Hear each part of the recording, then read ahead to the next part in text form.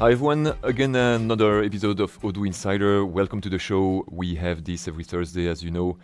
We had a few other hosts the last weeks, and it's going to be a bit like that for the next few weeks as well. Let's have a look at the agenda together. So lots of regular Q&A sessions like the one we have now, technical functional questions that you can ask, and I'll do my best. I'm saying I, but it's not always me.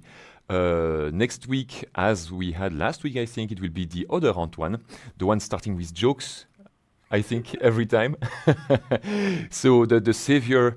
So I don't remember what he did last time, but clearly a good one to start the show. Then that's the Swiss payroll that you are going to discuss with him next week. It's something quite new, I should say. Well, we are slowly, or maybe is it already the case, but getting certified for having Odoo eligible to create Swiss payroll entries and exchange that with the authorities. I'm not a specialist into that, but you can ask him next week. The week after, that's the anniversary date, hence the little gift icon, and you should know by now who would be the host of that event. Wink, wink, as Arthur is saying. But you don't have your mic today, Arthur. So, but I do have it. Okay, don't perfect. worry. Thanks. And then another regular Q&A session. I'm also checking if end of March or beginning of April we could welcome back Emanuele on the show for some technical things, because we have a lot there to cover as well. I know he enjoys the show, but like a lot of people here, we are super busy. So that's why it's sometimes difficult to organize. Okay, I think that we can have a look if we have a few questions already. I see there's one from Saliha Bentoumi, a regular viewer of the show. Hello, when I search on my website via the browser, the Odoo information page appears in the search result. I was able to disable its content though through the editor, but it remains visible in the search even though it's empty. I would like to completely remove it from the website search result. How can I do this? I'm not sure of what we mean, but I'm going to check that. So we say, when I search on my website via the browser, the Odoo information page. Saliha, I will need a bit more information because I'm not sure what you're looking for. Because I will do, so your website, so let's imagine any website. I have a website here, and someone is looking for information there, something like this, and I did via browser. So I suppose that's what you do, huh? Searching on your website via the browser, and we show some other information page. But I don't know what you would mean there. Can you comment a bit more or guide me through the thing that you're trying to achieve when you do this? At the same time, here I see I'm on the French version of my website. So that is because creating a database a few seconds ago, Odoo detects that I'm a French speaker living in Belgium, so it's created the environment in French at first. I loaded the English, but then the language, the base language of the website, it is French. So that's why, no, I need to select English first. That would be my language to go for the website, and that would be better for you guys. Okay. Still don't have. I don't know if Saliha answered already to my question. Yes, what is she saying? Because it's a bit small. Yes, perfect. Because I'm pretty sure it's just a me problem that I don't see what Saliha means. I would like to understand how Odoo's website analytics compare to Google Analytics. What are the key differences in terms of features, data accuracy, tracking capabilities, and reporting? So, yes, and another question. The name is Odoo information, where we found all installed module of our database. Okay, lots of different things. Odoo's website analytics, we don't have really a system of analytics ourselves, like done by Odoo. What we do is that we try to improve the experience or what you do on the website, so that, for example, when you are going to add some content on your website, it is going higher in Google's ranking. So we can have a quick test here. I can do that maybe for here some of the blocks that we have, adding a few ones. over here, some text also, blah, blah, blah. All right, so we have some text, and let's imagine that we want to emphasize on the customization tool. I think that if I save, usually, yeah, I will have this message, optimize SEO, and then I can say what I would like to have in terms of a title of my page, metadata, description. So you see here I've got some help saying the description is too short. Here is my extra description for this home page. This is what we do, and blah, blah. I can add lots of different things. And if I want to have extra keywords, customization, I can say add. It's going to tell me, okay, customization, you have a few other keywords that you can use, and I select a few. So it's helping me filling the keywords that will be seen, and you have the preview on Google and how it would look like if I were to save the page like this one. Of course, you can add a few icons for the social previews and things like that. If I save it, it doesn't look different, it didn't change the look and feel of the page, but it improves the SEO on my pages. So that is when you want to compare Google and Odoo, it's not a comparison, it's more like a way they work together.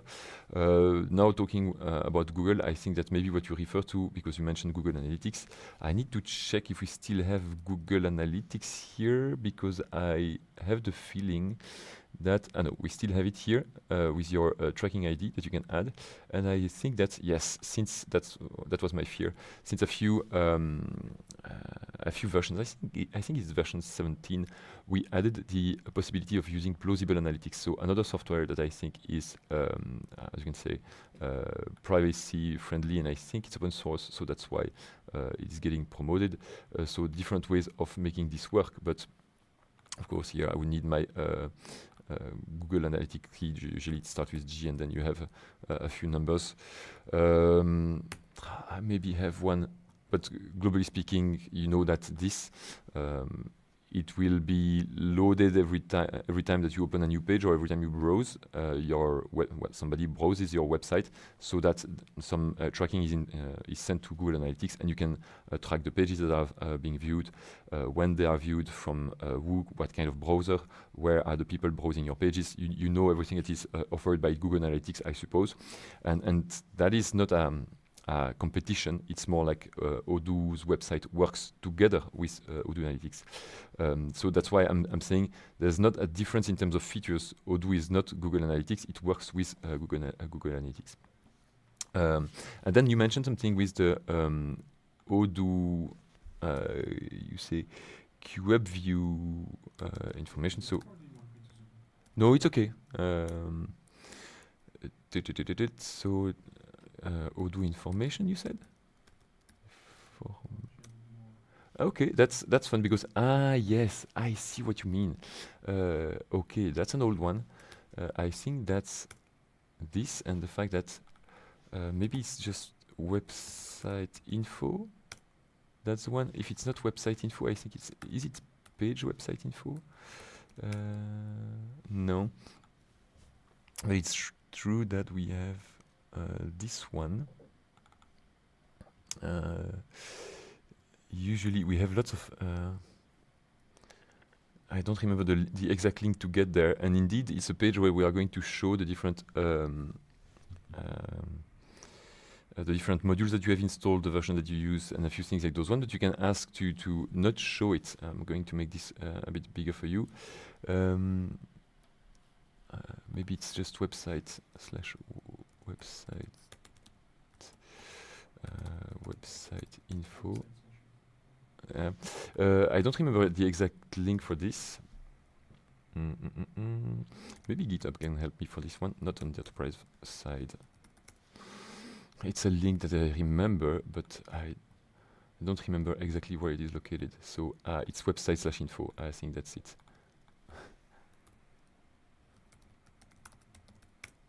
Yes, that's what you mean. And that is maybe what you want to know. To hide this page, uncheck it from the Customize tab in Edit mode. So I suppose that's what you mean with the Odoo information, and the fact that here we can see what has been installed on my database. But of course, it's not something that you, while it's not harmful and it's not an issue per se, there's nothing in terms of compromising data that we show. But if you prefer to hide it, so that people don't see the version you are running, the database name or whatever, as you can see here, you can hide it from the customize in edit mode. If you want to make some extra development on this one, there's a possibility as well to go here and to decide what you want to send back or display. That is another possibility. But I'm curious about how, because the initial message that you sent us was related to the fact that when you look for some information, like not even you, but someone goes on your website, looks for some information, here you would find it directly. That's what you meant? Yeah. Here it will bring me to the home page. So I'm not sure about, is it because you type info? No, then you have contact us and thanks. So I don't know how it is possible that people would find this one just by going to the search bar. So maybe tell us how you get to that result. That would be interesting, because from my what I understood on your side is that people reach that page through the search, which sounds a bit weird. Okay, another question from Mariam. Hi Antoine and Arthur, we are excited for the anniversary, but no final boss can beat you. Thanks a lot. That's a nice message. Tell him. No, but of course, thanks for the for helping us for the heads up. Xavier is asking us, okay, bonjour, lorsqu'on envoie yes, in English. It is in French, sorry. Hello, when we send a quote through email to a client, in the mail there's a button acceptance sign. Can we rename it into see the quote? Yes, but I don't remember how, but we can have a look. It's going to be long as well, but that is okay.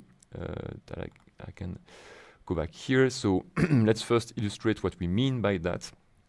I will go in the quote. Do I have a sale somewhere? Wait. I realize I don't even have the sale application. I will install it. Very good. In order to illustrate that, I need to show a bit how it looks like. And I will maybe show that by using my favorite fake user, Henry. And we are going to check here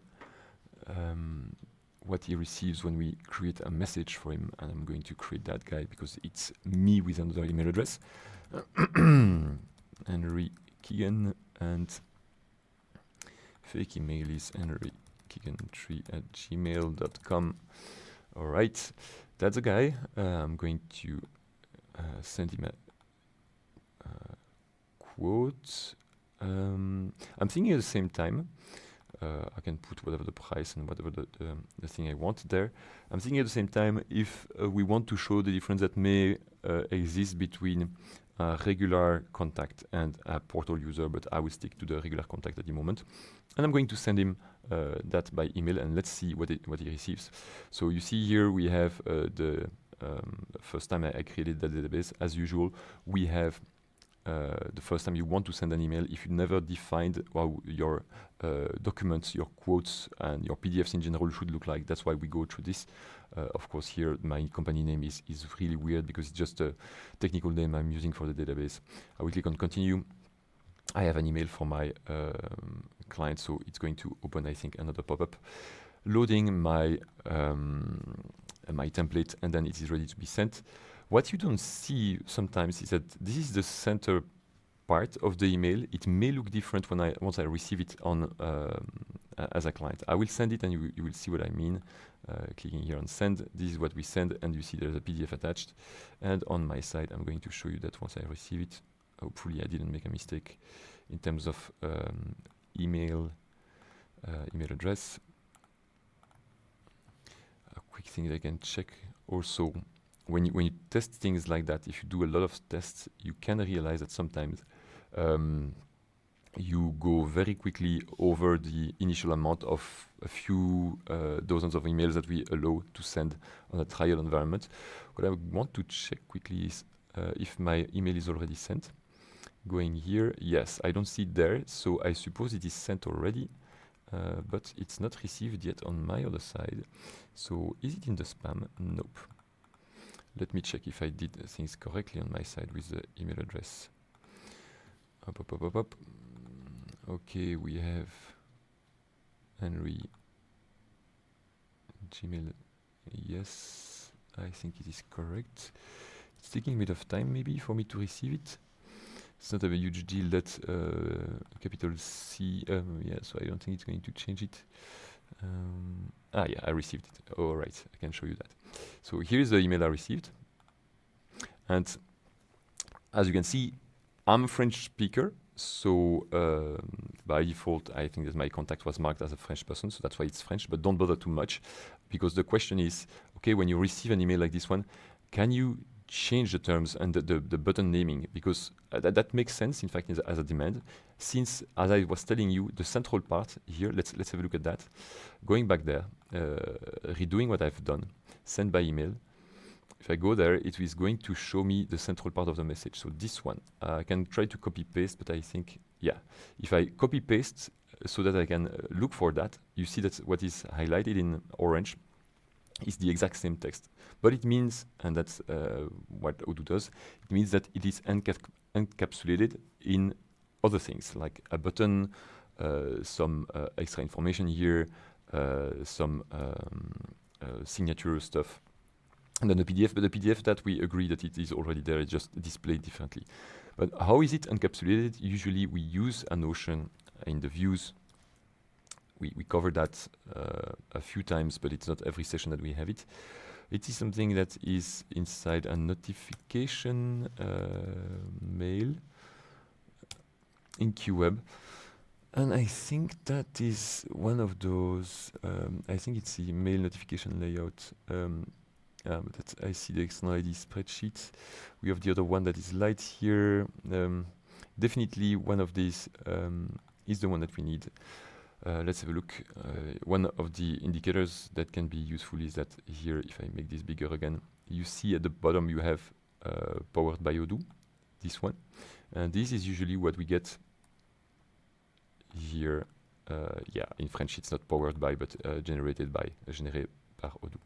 So, and then some potential unfollow if there's a unfollow link to add if it is, for example, something that you can unfollow like a mailing list. So here what you have is that you see the content part, that the message body is really what I'm going to send. That's the part that we have here. And then after that, we have footer.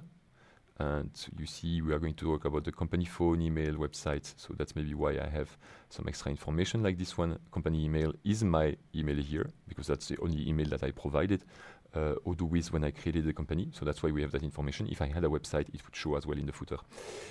And then we have everything that comes before. And this one, as it's a generic mail template, or should I say generic QWeb view, we are going to use, and there we see the button, we are going to use a button, and we are going to replace something about the name, and then the link of the button is here. And do we have the description of the button somewhere? There must be that. Record name. So we put the record name, we have the company name, and where is the button exactly? Because here we have, yeah, record name is here, we have the name of the person, we have some amount, and then we have this one with an access token. I need to check because maybe it's not exactly this one that we use in the header, but we should see somewhere some information about a button to click. We have some span here, we have some span over there. There's a button access with a URL, and that is maybe something that we can use, because I wouldn't be surprised that record name, okay, wouldn't be surprised that we use this button access to first get the URL, and you see that here you will see at the bottom left of my screen, you see that there is a token and some extra information with a sign up thing, access token. So that is the link that is going to be generated. But I'm missing the part where we are going to name the button itself. So that is also something that I'm going to have a look at. But maybe here it's not the right mail notification that we use. They look similar. So notification preview, no, it's not the one that I want. Is it this one, layout template? Yeah, I think it's more like this one, where we have target, the URL, and the name, and we have, yeah, button access title. So I think that this one is what we're going to have in terms of button here. So what is unfortunate is that what you want to change is not hard-coded. It's more like, well, not hard-coded or not inside the view here. It's a variable that we load inside the view. So in order to know what is the title, I would have to go into the code and see if that's something that can be changed. Let's go there. It is something that is community in the community. And one way of thinking about that is, should we be able to send quotes through the portal with that button even in community? And the answer is yes. It's maybe easy because I know it, but long story short, if you want to know if you should first look inside the community version or the enterprise, usually as you have 75% of the code in the community, chances are higher that you will reach a result inside the community version. Second, you can always test before on a community version of Odoo on the run bot, and that you will know if your feature is inside the community version or not. But here, quick test, button access, I will find a few things. Maybe a bit too much, by the way, because I see, if I go on Python, how many pages? Yeah, I see I have a lot. And in fact, it's normal because maybe that notion of button access, I want to have different behaviors depending on the, or different titles, depending on the modules that are going to send that message. So what I will be looking for is something, that's the one. It's something related to the sale module where we are going to make use of that notion of button access. Let's see what we have there. It seems like we have a few places where we mention it. Yes, and you see here we are going to have this like view quotation and sign and pay quotation. And I think that sign and pay quotation is the term that we are going to use, and that will be later replaced in French by accepter and signer le devis. So I think that this is this part that is being used by Odoo before translation. Quick thing that some people don't know, because I told you several times I'm not a developer, but I like having a look at those kind of things because I think that it helps understand, even though I'm not the one developing it, going sometimes through a few conditions. As you know, Python is a language that you can, even though read as a book or as plain English, it makes sense from time to time, or you will see a few things or comments that will make you realize, okay, that's how it works. And here, quick help, this one starts with an underscore, so it means that this is a translatable text that we are going to put there. So if you say, yeah, but here it's sign and pay quotation, don't worry, it will be translated later at the moment we display, simply because of that. And if you want, you could have also another way of looking for this, would have been to select the whole text that we have here, so accept and sign the quote. Let me look for that in my code here. It's going to be longer. Yes, I have it here. I just wanted to copy paste, and it's easier to do it from the code. What you could have done is this. Instead of using the code to get there, I can maybe just try with plain text also, going back to Odoo and looking for that text. But sometimes it's not working simply because these are the types of characters that are escaped, so they will look like this from time to time, so it's not an exact good search, but let's give it a try. Okay, so you see that the translation inside the sale module is accepter signer le devis, so it's accept and sign quotation, which is I think exactly what I had before with accept and sign quotation. It was this one and not the one before. So you see, that is why what you are asking for, in order to change it, you have two choices. Either you change it here if you use only one language, but that would be maybe an improper way, because in addition to this, you need to change the Python file. But otherwise, what you can do is change the PO file so that you change the translation that we have here. Unfortunately, there's no other way than changing the PO file. So it's not as if you can change that in any different way. So on the SAS, for example, that cannot be changed. To me, it's not an issue, and I know we had that debate several times here, is that when you want to use translations, you don't want to change the dictionary that you are going to use for the translation. And for us, this is the dictionary, is how do we translate accept and sign quotation? And people will never have a 100% acceptance of all the translation that we propose. By the way, it's not only Odoo that proposes the translation, it's the community in general through Transifex. Maybe someday we will rely a bit more on AI. It's maybe already the case, I'm not sure. But This one, if you want to change it, you have to create your own PO file and upload it on Odoo SH or on your own server. Now, that is if you really want to use this and that you want to do it the best way. There's another dirty way to do it, which would be the following. I'm maybe not going to show all the steps, but one way you could do that is that here inside the view, you check that if the title is has this value, because in the end that's what you will have. You can maybe change it. We can give it a try, but it will be long to test, which is having a look at the content that you have in this button, and if the value is equal to this, then change the title value. Or another thing, it is if the model that you are using in this template is the sale order, you know that the title should be changed, and you can let's say change that variable. That's another possibility, so that you put the content of the button with directly your text that you want. That would be some kind of view addition based on conditions. That is a possibility, but it's maybe a bit overkill. You know that the way I answer the question is usually I will take it for granted and I don't question you too much.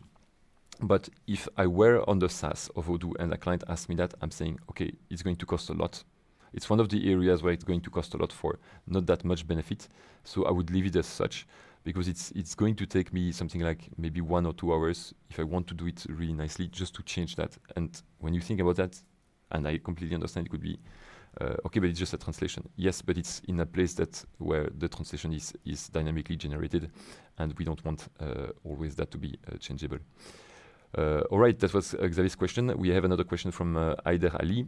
How can we handle the production-based payroll in Odoo? That is a very, very generic question. I'm going to illustrate that. It takes a few seconds still. Usually, that's one of the areas where I always wonder, isn't it better to show it on a demo environment? Simply because on a demo environment, at least I have this demo dataset that I can use. And on that demo dataset in Belgium, in Switzerland, in lots of other countries, I have already pre-made data and it goes faster for explaining. So that's what I'm going to use right now. I'm installing some payroll application, but not only the payroll, I'm going to select the one for Belgium, Belgian payroll with data. So let me check the one that would be better. I suppose that, those are some exports. Let's select this one, and I think that with the demo data installed, if I have a Belgian company, that will work fine. So it will take a few seconds for installing. Your question is very generic because it looks like your question is, I want to generate payroll in Odoo. Okay. So if you said, I want to use the sale application, I would be saying, yeah, it's possible, but give me the product, give me their prices, who you purchase it to if you want to have also the purchase. Let's configure your quotes, the quote templates, and that is potentially something that will take us hours. So I will keep to the easy demo. By the way, quick reminder, maybe next week, even though it's Switzerland related, the payroll session that we will have, because as you can see here, we have a Swiss payroll session next week. You will learn a lot of things about payroll in general. So it is meant for the Swiss market specifically because we are really happy to have that certification. But of course, I'm pretty sure that lots of people that will listen to that show will also learn a lot about the payroll. So let's go back here. Let me check what do we have in terms of structures. Yes, that is good. So what I wanted to have a look at is the following. Payroll is made in such a way that you have a structure which is a list of rules that are going to be applied to a person. And why those rules are applied to a person? Simply because he has a contract that says, okay, your contract is of type regular pay of an employee. Okay, what is a regular pay of an employee? Well, regular pay of an employee means that you have a basic salary, that you have a house rent allowance, that you have conveyance allowance, that you have meal vouchers. That is a list of things that are included in that contract. It's kind of a, a set of rules that will be applied to you and how to compute your salary. And every structure will be different. So if you want to learn the payroll, maybe the best is to have a look at the different structures that you have. But that is for Belgium. In your country, maybe that's going to be totally different. On what we have is that in Belgium, we have a huge difference between a worker and an employee. And then if you tell me about freelances, but then freelance is not a kind of an employee. It's just a contractual relation that is totally different with just invoices. So here, that's what you would have. And in Belgium, we have several dozens of types of employee. We call that the commission paritaire in French. I know that that in France, we are in Belgium, in France they have another name for that. Those are different salary structures, even if they look alike. But yeah, that's it for the notion of salary structure. And usually you are going to link people. So if you go in the employees, because that's the person on which you are going to make the payroll run. You have employees, and those employees, they have contracts. So let's check. Can we see here if we have people with a contract? Let me check if we have some value where we can find if they have a contract. Yeah, I will say employee contract is set. So here we have 22 employees with a contract, very good. If you click here, you see the contract that they have. And in the contract, you see that there's a salary structure. So apparently, Anita Oliver has a contract of employee inside that company. So we can have a look at what is the way the salary will be computed for Anita Oliver. Let's go back to the payroll application right here. And if I want to generate a payslip, for example, I can generate, usually you do it per month. And so if you have several employees, you want to have a batch of payslips so that you don't go on one employee, do it second employee, and so on and so forth. You can see all the previous payslips. I'm having a look because I'm not sure if we have existing one. Okay, in the demo data of Odoo, you apparently already have a few payslips that exist here for February. I will create one for March, so in advance for someone. I see every time I'm going to that module there are a few new things because the screen is not the same as a few months ago. I'm going to generate here a new batch for March. Okay, I'm going to give it a period. I'm changing the batch period because it could be that otherwise Odoo would tell me, you already generated a batch for February. It's going to bother me. So if I click on generate payslips, it's going to tell me, yeah, if you want to do it, here you are going to have all those employees that you are going to select. Maybe I want to do it per employee, and I'm going to select only one employee. And then I select Anita. I'm not going to specify a salary structure because that is usually defined in the employee. I will click on generate. And what is it telling me? There's an issue with the remaining time off. So Odoo cannot generate correctly the payroll for that person simply because apparently there's some time off issue. I can maybe select somebody else that also has a contract. So Audrey Peterson, let's see if that would work. Yes, for Audrey, for example, it works. So you see already a difference and some warnings that are given by Odoo simply because for some people, you are not able to generate correctly the payslip simply because there are a few vacation days to be confirmed or to be reported for. So here, one payslip generated on that batch, and that's the one of Audrey Peterson that I just generated now. And here you have first thing is extra input and work days, but the most important part related to what I was explaining with the different salary structures and the rules inside is inside the salary computation. So that's why you have here a few lines showing how things are getting computed together. I will go into all the computation of this. Let's consider that at the moment these lines are magic and they find a total at the end, very good with the end salary. Knowing that you also have sometimes that's a possibility given by Odoo, some manual inputs that you can add. Let's imagine that, for example, that person should have access to commissions because it's a salesperson. I want them to to have an amount, a percentage based on the amount that they generated in terms of invoices. It's something that maybe you don't want to have completely automated because it is hard to do. It requires a bit of extra development. Maybe you want the rules to change. Maybe there are some arbitrage between some different people at the end of the month. So maybe there are lots of reasons why you would like to have a variable here with a value for that variable that would be set manually. in which case we use that notion of other inputs that could influence the computation that we have here. So that salary computation, going into the configuration here, I was telling you that this person is a regular pay in the structure. Yeah, I can directly dive into the structure from here, and you will see we are going to recognize a few of the lines that we have here. That's what I was illustrating at the beginning with the basic salary and lots of lines. You see there are more lines here. It is simply because sometimes, even though you have items in the way you generate the salary, potentially those items don't apply to you. Let's imagine that you have some allowances or some extra cash because you have kids. If you don't have kids, it's not going to show in your salary. So that's why you will see that in the way we show the lines, you are going to have conditions.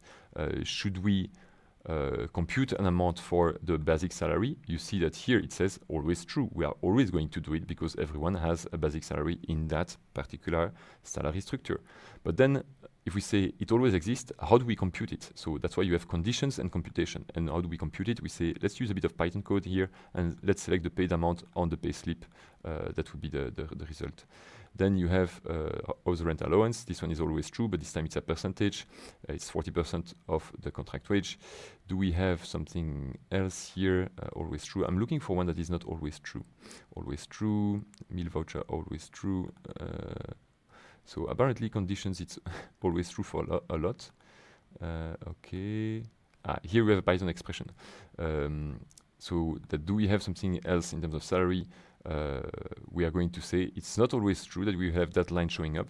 It depends of if we have attached salary in inputs. So input is that variable I was telling you about right there in the other input. So we are going to show that extra line if we have something here with attach, I forgot the name of, attach something, it was,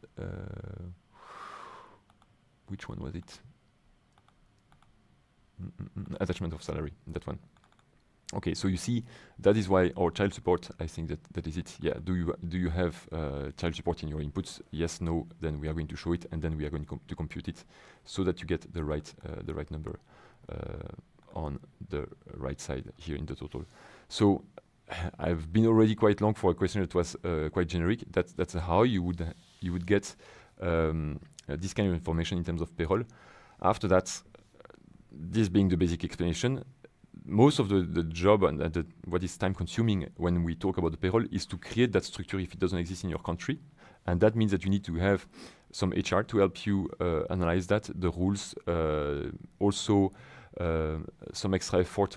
The time that you start using Odoo and you want to implement the payroll inside Odoo, you need to be sure that if the rules change in your country, you are able to reflect them inside the payslip and the salary structures, so that you are not you're following the law, the HR laws that exist in your country.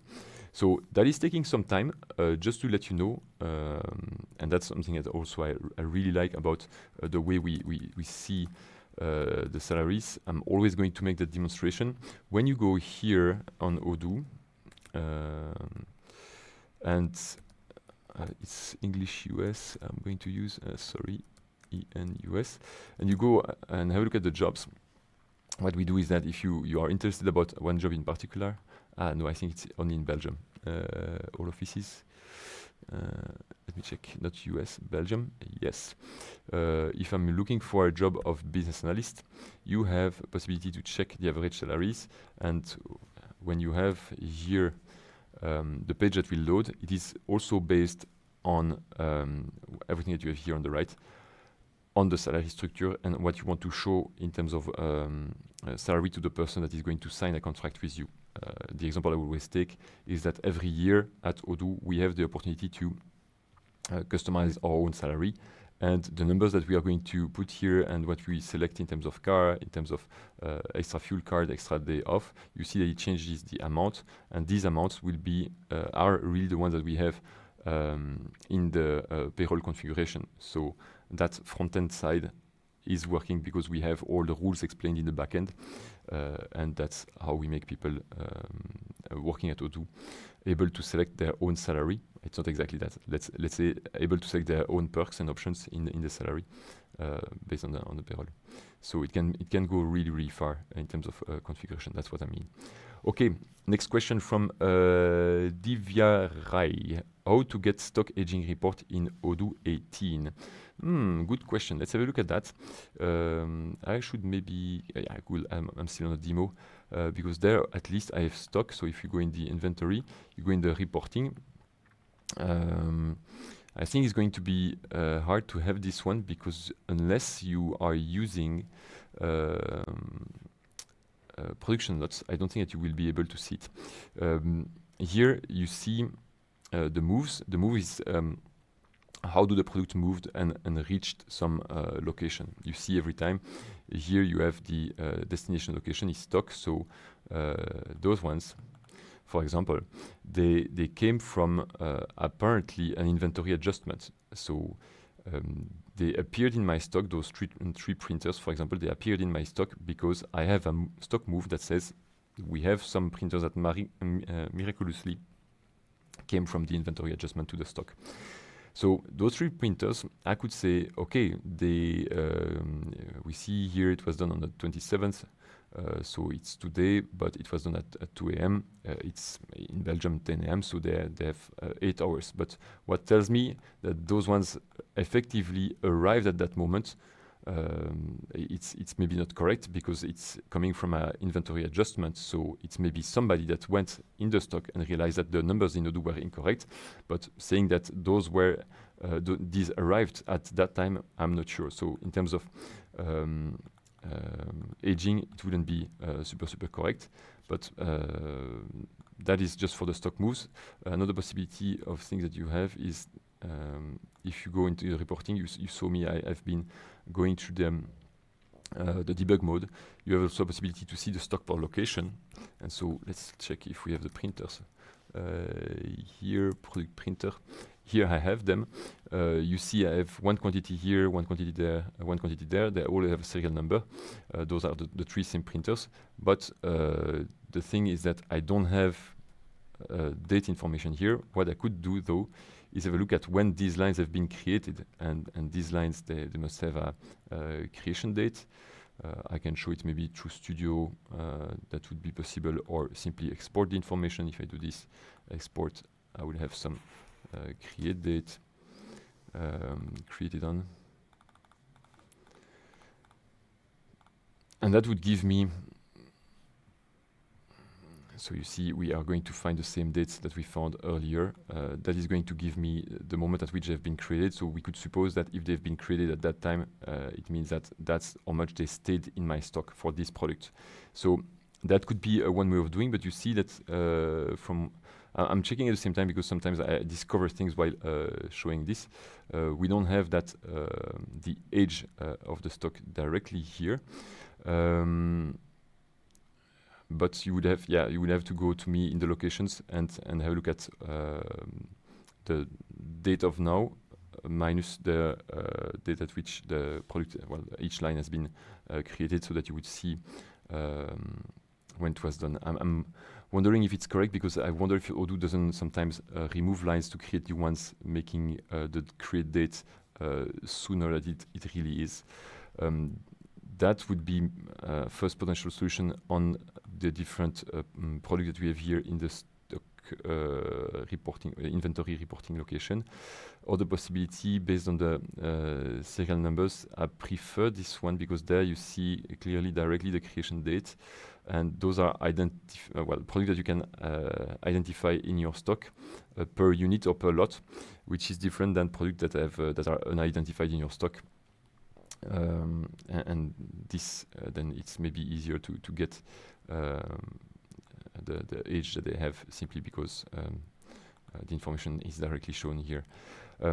That's one way of doing. Otherwise, that is purely one way that you can have a look at going in the stock. I'm quickly checking in the dashboard if we don't have already those numbers computed. And the logistics, let me check warehouse. No, transfer to date, no. Okay, not that. Operations, I don't think so. But you have that's the delay for the pickings, lead time, stock move by operation. There's no stock aging.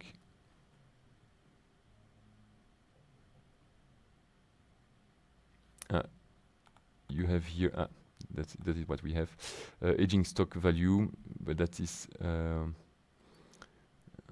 but it's a value, okay, per product. All right. We are going to have a look at that. After that, I will click on it just to see how it is computed.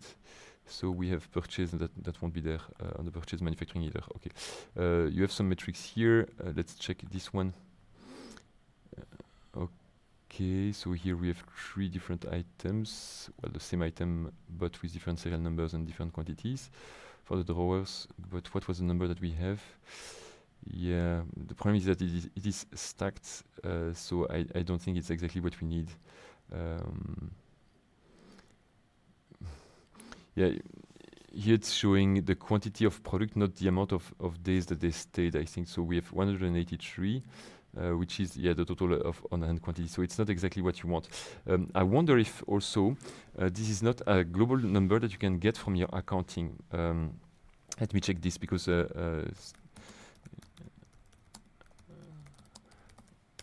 I think that it's usually something that you can have. That's nice. We have Odoo. Yes, that is also something that you can have by creating accounting reports. So, as you have the how much your good costs, and you have the amount of days in a year, and that you have the start and the end inventory, you can compute that, and that is maybe something that you can do. But then using the accounting report and generating, let me check where we would have that. Here you could create your own accounting report if we don't have this. No, you don't have it here, but it would be a new entry that you can add after having created here a new accounting report, because I don't think that we have. Yeah, you have age receivable and payable, but it's not stock related. That is just like how much your customers and supplier owe you, and when they did create the documents with you. Okay, so that would be a potential solution that I'm not going to demonstrate now because it's taking a bit more time, but you can maybe get some, let's say, not intuition, but some ideas by having a look at the existing reports. How do they exist, and trying to reproduce these steps directly inside Odoo. Okay. Smart to BC Stephen. Hi Antoine, I have a question. POS has no way up to now to reflect POS payments in different currencies. Nope, indeed. On the order itself, as the currency ID field is a many-to-one. As a functional analyst, what do you see could be the issue in assigning different currency rates and to POS payment than the order they belong to? Okay. As a functional analyst, I'm not sure, but I think that it's tricky. I wonder if we are prepared for this. If people pay by card, it's not so much of a problem, because anyway, the amount that you expect that you are going to receive matches the payment that you are asking. However, I'm not sure that as you cannot mention it on the payment, you are going to have something wrong in Odoo that you need to post-process after. I'm going to make the case with you right now because I'm thinking out loud like this. I'm not sure it's going to work. So let me install the point of sale. I wonder if it's a case that we can solve, by the way. So. And I'm thinking about that because I remember a few years ago, somebody at the border between France and Switzerland was telling me, okay, but the clients that we have, they can pay in Swiss francs, in euro, in USD. So we have to accept it. And back in the days, we didn't have any other solution than to go through development. But it was 2 years ago, so I don't know if it changed that much. Possibility would be to use, I don't like it either, but 3 different journals. But in the end, those would be 3 different journals, maybe potentially linked to the same bank account behind. So that's not going to help. You'll have to use intermediate fake bank journals. So it's going to be a mess to configure. Let's see. I need to go also in multi-currency. Okay, I'm going to create a new shop. Yeah, it's a bar. It's taking a few minutes, a few seconds to create.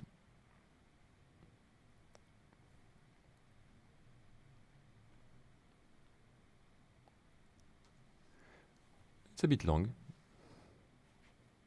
Okay, so yeah, you have card, cash, and in the payment methods. For a few versions now, it's just a method that is then linked to a journal, and the journal itself will be maybe linked to one or several currencies. Here we don't see it. That's simply because I didn't enable the multi-currency configuration. So let's change that as well.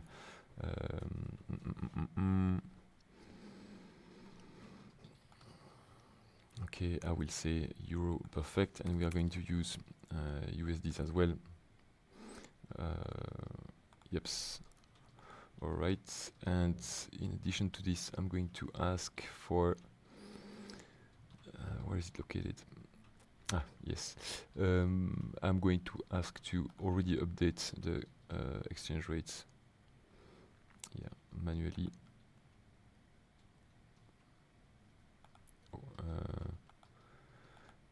We'll say daily as well. Let's save, and let's have a look at the currencies again.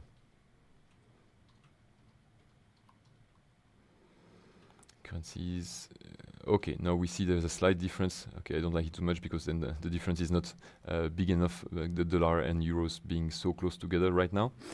Maybe I can go there and fix it myself so that we have a really high, really huge difference in terms of dollar versus euro.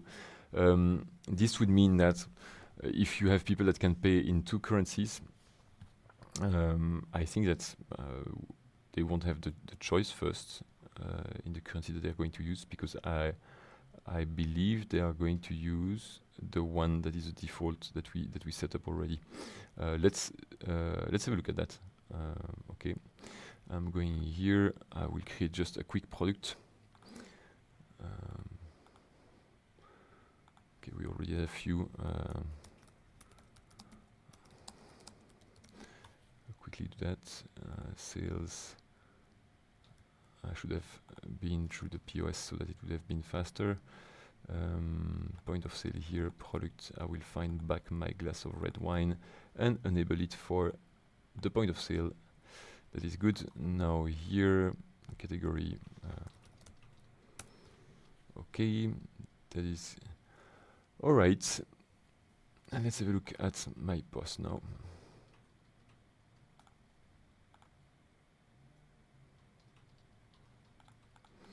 So you see, by the way, here you don't have any currency attached to it. So I will say we have 100, why we don't know yet. So we have that table, and if I want to add a glass of red wine, I have here, you'll see it's in euros. And if I want to go for the payment after, if I say cash, you see it will always remain in euros. So it's not something that you can change over there. I can have a quick look at if we have now. I can do it from here in the point of sale. If in the configuration we have something related to currencies, but I don't think so. Yes, okay. The only mention is the currency is a coins that you are going to use. So I can try something else, like adding here some USD card. And using this time, let me check, because I want to have a look at the bank journal that we have here. Okay.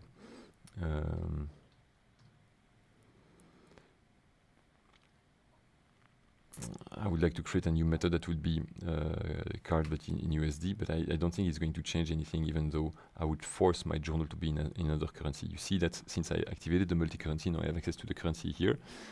I can say either USD or Euro, but I cannot select both. It acts usually like a filter just to prevent you for using euros or USD in a journal that is in USD or euros, just to be sure of what you are doing. I'm going not in journal entries. I'm going into the journals. I'm going to create a new bank in USD. Okay, this one I'm going to say it's going to be in USD. It's type bank, and I want to be sure that in terms of payment,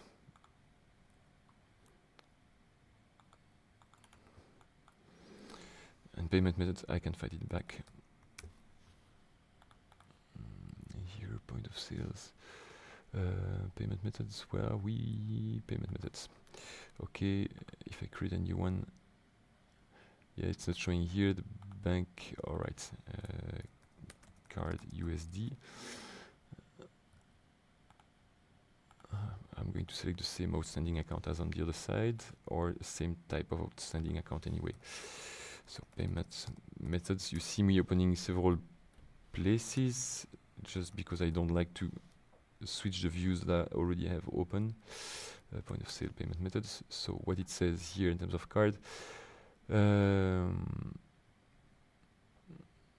that's fun because here we have one, but it's still asking outstanding account. Do we have it on the journal? I'm not sure about the outstanding account that we have to use, so that's why I'm here checking. We don't have any. Okay, it's not correct, but I'm going to use this one just for the time being on both. Yeah, it's telling me that you cannot simply because I have an open session at the moment. Okay, so I will. Is it possible to cancel this one?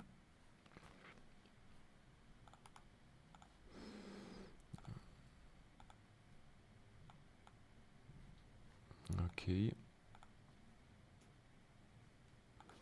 So I'm closing the register. You see here what I'm doing is that I want to change the configuration, but it doesn't let me do simply because I have an open, already an open session. Now I did it. I did close it. It seems okay. Following, I need to close the session. It's already restarted another session or what?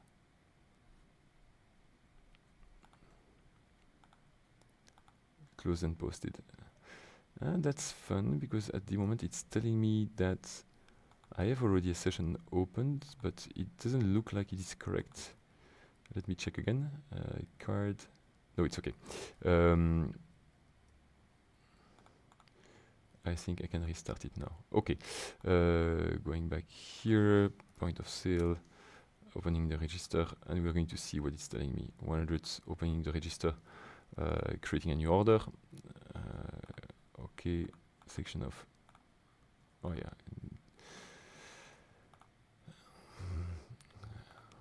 I forgot to select the table.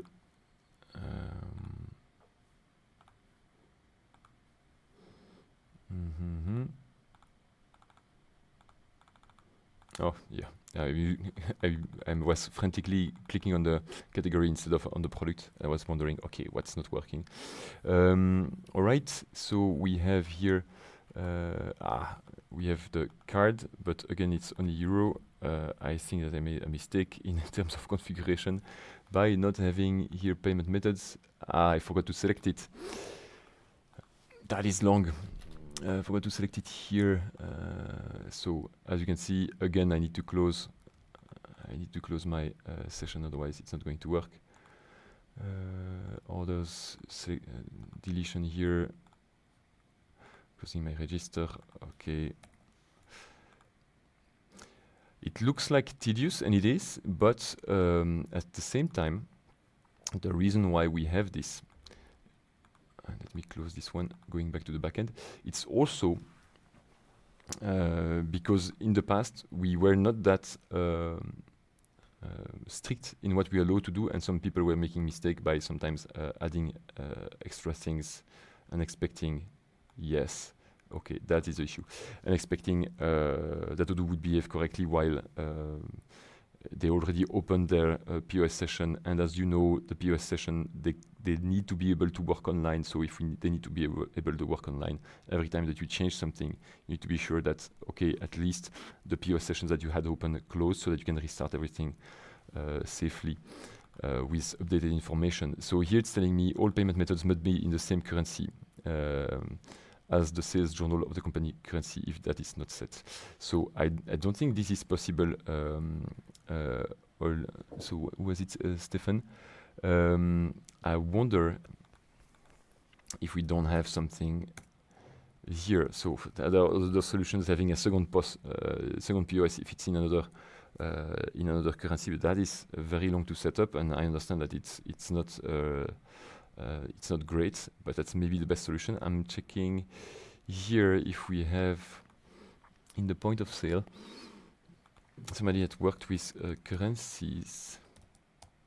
So I'm saying currency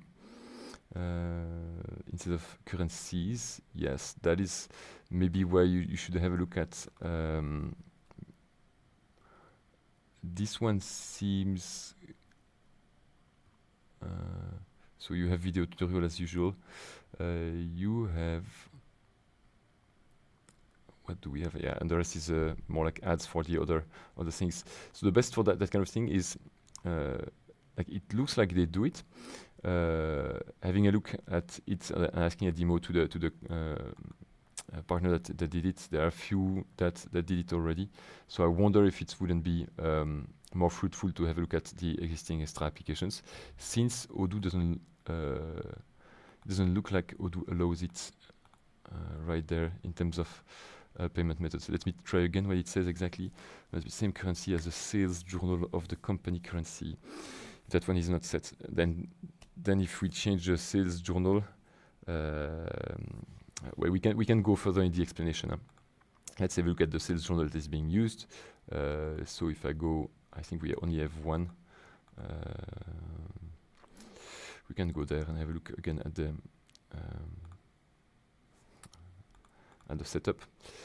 Where are the journals? If we defined one, yeah, default journals here, point of sale and customer invoices. If we go on point of sale, there is no currency, so that is it. It's going to tell us, okay, as there is no currency, all payment methods must be in the sale currency of the company. Or you put a currency on the sales journal, but then you force it to be only one currency. So same story, there will be only one driving currency. Either it's the one of the sales journal or it's the one of the company currency. Company currency is unique, that you have no choice. As soon as you use it, and here it's euro, it is fixed. What you could do is have different sales journal, meaning different sales journal means different POS. That you don't have any other solution, at least in my version, which is 18.1 at the moment. That's how it would be, Stefan. I remember that use case from 2 years ago with another client, where we ended using our DoD, so the developer on-demand services, to create something that was not perfect, but an indicator just to compute the right amount based on the currency rate, so that in the POS you had a box helping you to select, even if though you were receiving dollars, you were selecting euros in Odoo with the right rate, which is, I guess, more like a subterfuge compared to the solution that we may have here. So if that's really needed and you cannot afford having different point of sales, I would suggest having a look at the different apps that we have here. It's a good point though. That's part of the questions I would like to keep in the back of my head for asking the POS team if that's something that is coming, because it's not the first time that I'm hearing the use case. Okay, let's go to Ahmed's question, Olivier Arnold's question. I deployed Odoo in a Docker container running traffic as a proxy. I have the issue that when I have more than one worker, I have issue with the connection. I get disconnected. I think this is because of the session changing the worker. Do you have any idea? No, I don't have any idea because I've never installed Odoo on Docker, and typically that kind of thing, it's going to be a struggle for us for the following reason. If you have a look at the different ways that you can install Odoo, we provide, we can have a look at that, Odoo download page. We provide different ways. We provide Windows, Ubuntu, Debian, RPM, sources. I think that some places we even have, yeah, you have the applications there. I think that we also provide somewhere some extra Docker installation things. Let me check if we have it here. I thought that we had something related to Docker.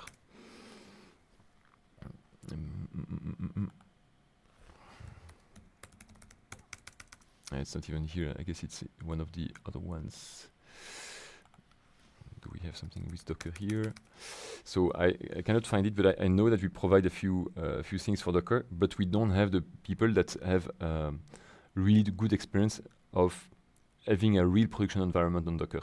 And usually when we have partners or clients asking us, hey, can you help us with that? We are going to say no, because we are not sure that we have people internally that are available for supporting Docker installation.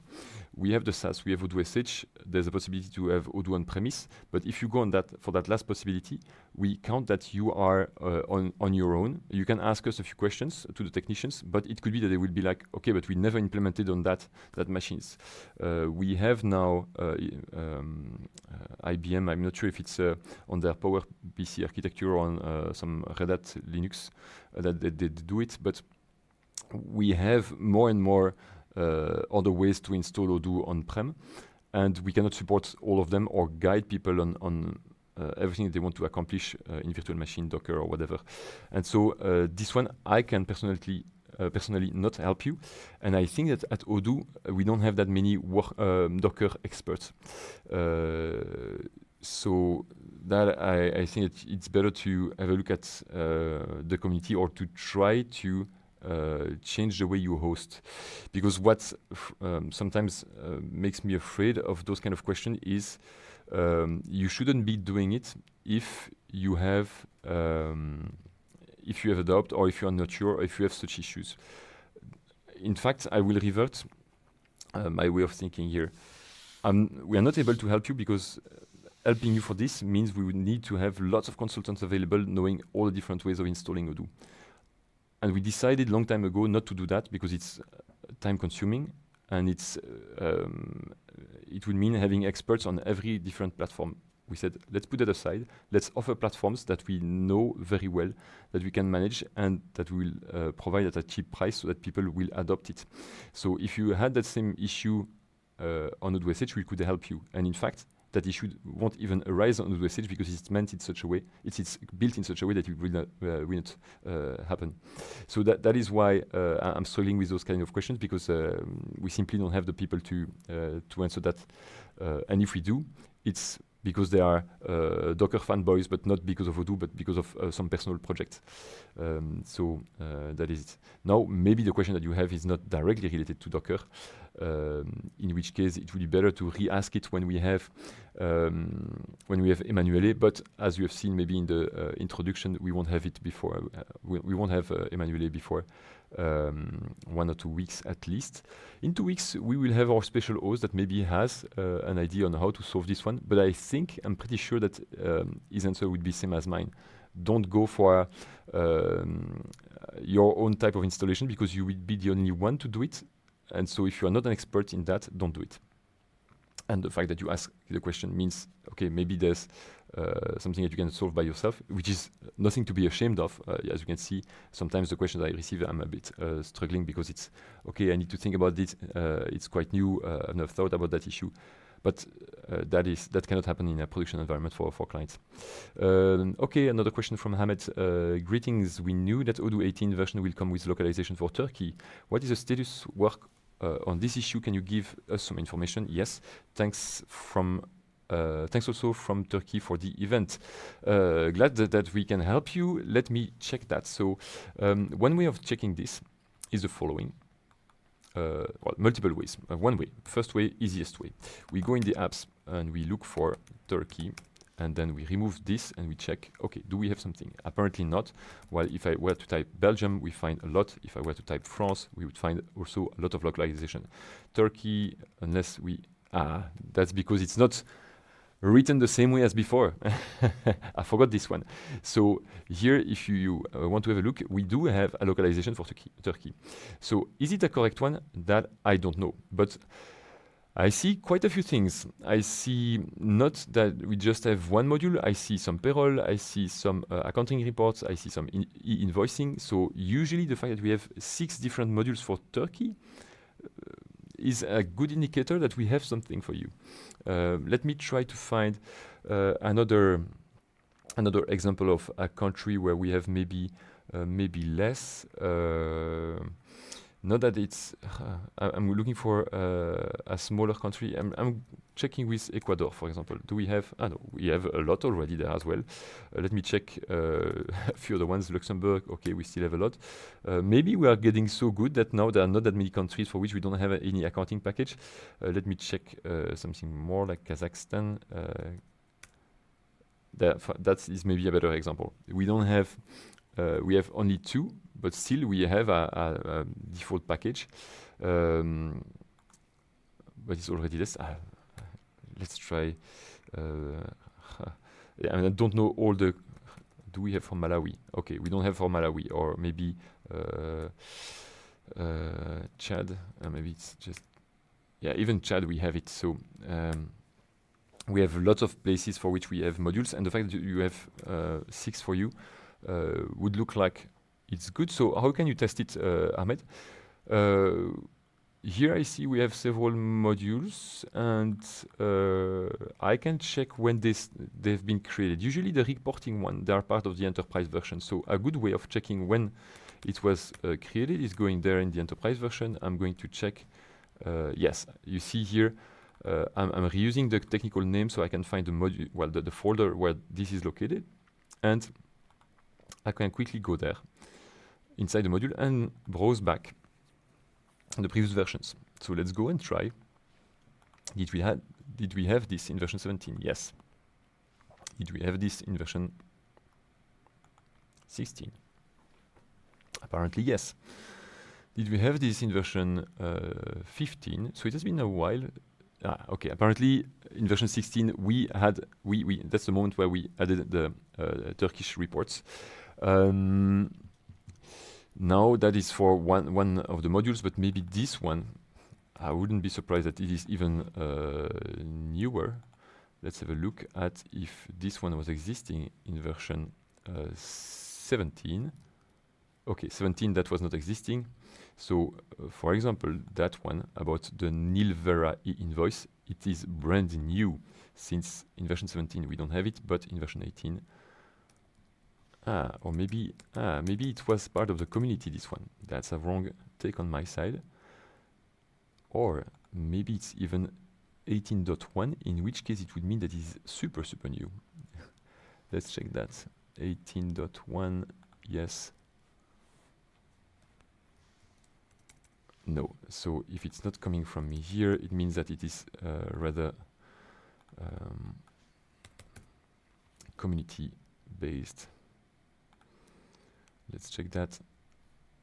Yes, it is here, so that is part of the community, but let's see which version it is coming from.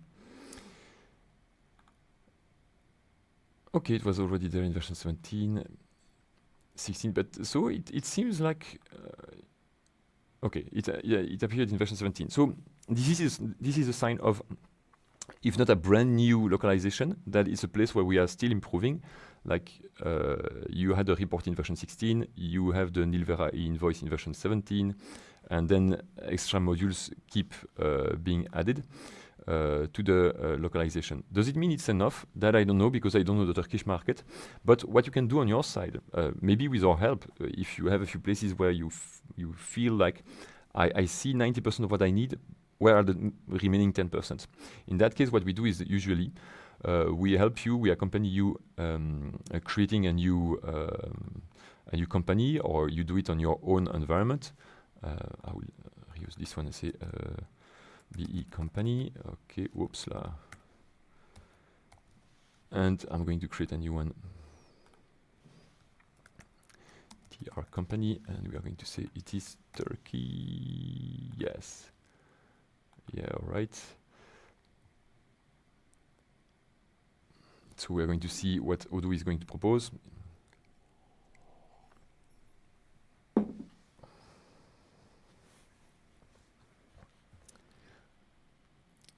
All right.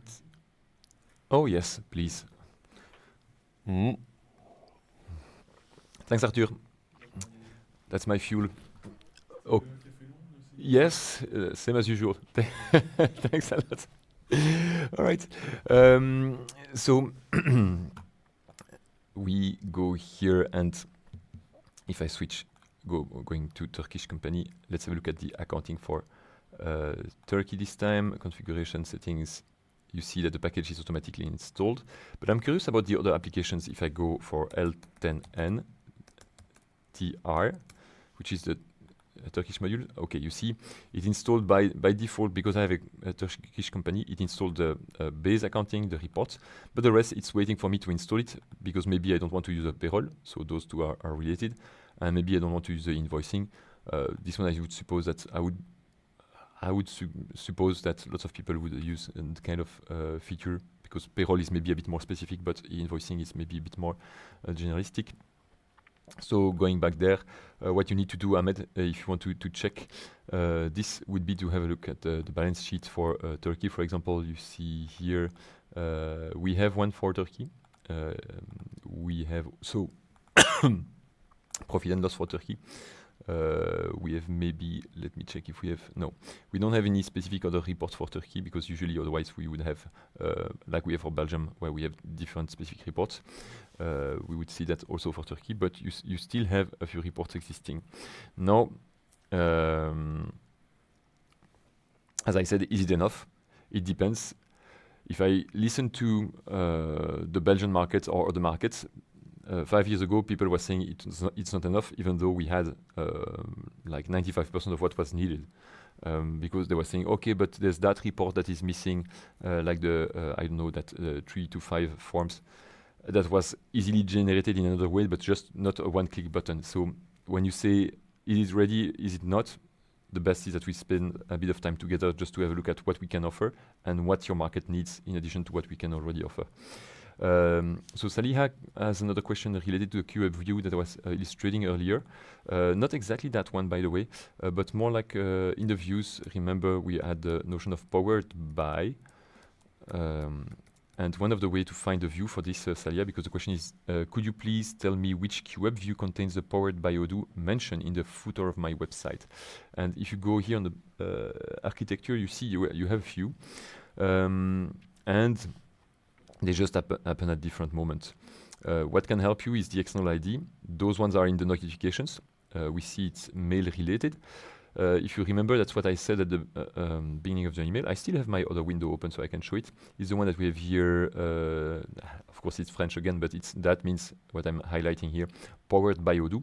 And that one is to be found in this template, for example, with in the end this. And of course, if you look for the whole sentence, and that's where a text-based search is not always ideal. If you look for the whole sentence powered by Odoo, you are not going to find it because technically speaking, it's powered by then the a anchor tag that is going to be used for just Odoo. So that's why you've seen me, that's because I know it's just entering powered by and not powered by Odoo. And then you will find different things. But maybe powered by Odoo, by Odoo would work as well? No, that's it. Okay, so we need to use powered by. Okay. And then, so the ones that we want maybe to have a look at are brand promotion message is maybe the one that you're talking, which is web related, or the portal, because that is what you will find here. You see on the sidebar. So I would suppose that's one of those two. And here, what you can try is inactivate this one. Let me check if I can find exactly that message on Odoo. Oh well, on my website, I mean. Website. Okay. Do we have it at the end here? Usually, it's somewhere around here, right? Thanks. Because I don't have it here, and I have the feeling that's usually on that page. Let me check again. Yeah, that's funny. Why? Yeah, we are on the question of Saliha, the next one. It's weird at the same time that I cannot find it. I just want to test another thing, like on the demo environment here, because I've seen it many times and I don't have it on my website and I don't know why. Is it that I already enabled the disabled the view? No, I didn't. Huh? Okay. Odoo logo, blah blah. Okay, let me check. All right. No, even this one is not showing here. Is it something that we removed? Or that it's not showing at the bottom? But anyway, Saliha, it's weird that we cannot show it now, but it could be that it is related to this view. I have the feeling that it's really where it's coming from. And so if you want to know where it is loaded, then what you can do is use this one, because maybe that's how it is going to be loaded from another view. So I'm then checking this, and we see from where it is getting loaded and which are the other views calling it that promotional message. But I have the feeling that I'm blind or something like this, because usually we have it there.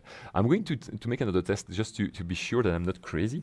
I'm going to use the website showcase of Odoo, but then it could be that the website that we have here, they already removed it from the website. So I'm not sure that okay. I'm not sure that we will see it at the bottom of the page. No. I'm checking for maybe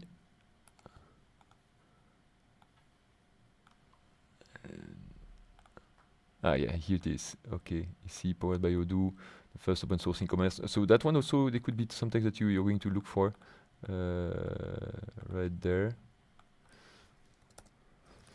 That could be, but it's not the same version, this one. I'm not sure it's version 18. So then, if it's not version 18, maybe we change the view. Yeah, that's it. That's the other one that we use. And you see it's going to use the promotion message that we were talking about. So that's maybe the one where you can play a little bit Saliha. Those two views. But I don't, still I don't see why on my side, on my website, I don't have it. Like if I go at the bottom, I don't see it. So curious, I'm not going to investigate that, but you have the answer here in terms of which is the view that you can use and hide. Another question in French this time that I will try to translate the best I can from Atef Saoud. When we send a message from the chatter and we add an attachment, this attachment will go to the documents module in the dedicated project. How can we do not to have that thing being linked? I think that's a side effect of the project document app. Let me check that, because you're telling me something that I didn't know, but I suppose that's how it works. So when you have a look at the documents applications, you see that we have documents underscore lots of things. Document for the field service management, document for the fleet, document for the approval, document for HR, document for, and then we have lots of flavors of documents. So I will install just documents and we'll see what it does in terms of project, and I will check if we have something like document underscore project and what will be the impact on Odoo.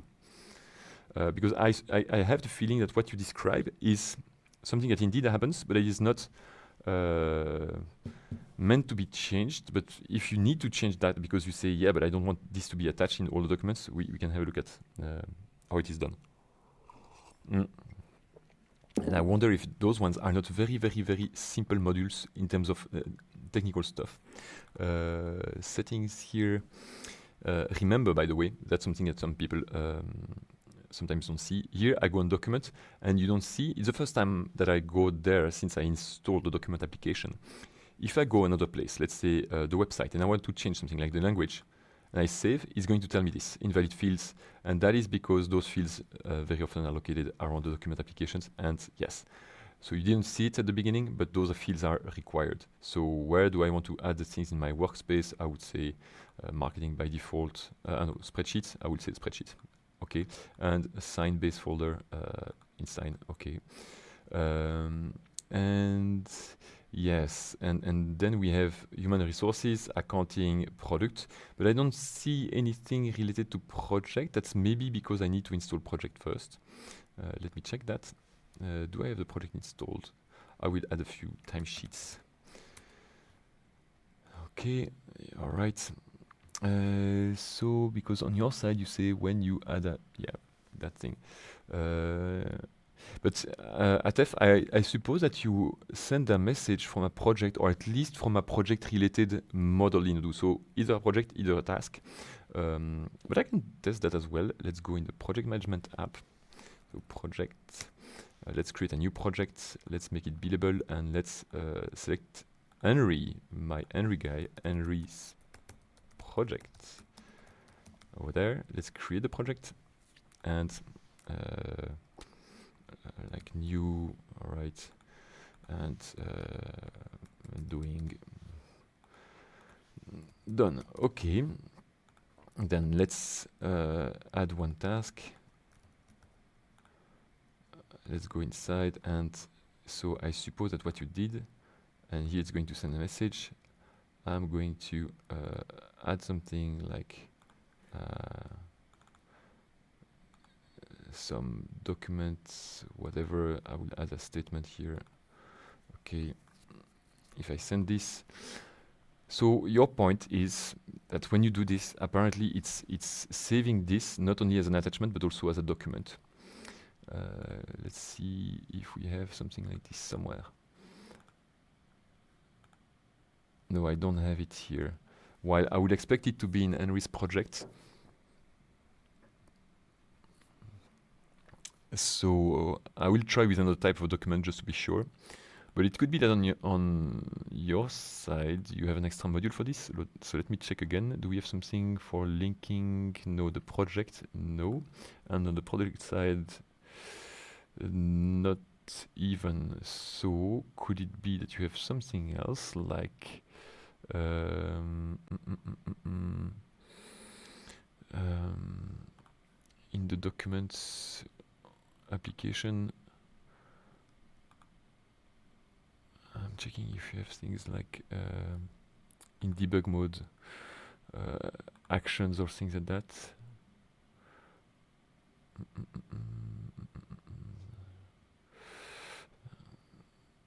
Okay, those are the tags. I know we made some changes in terms of documents since version 18.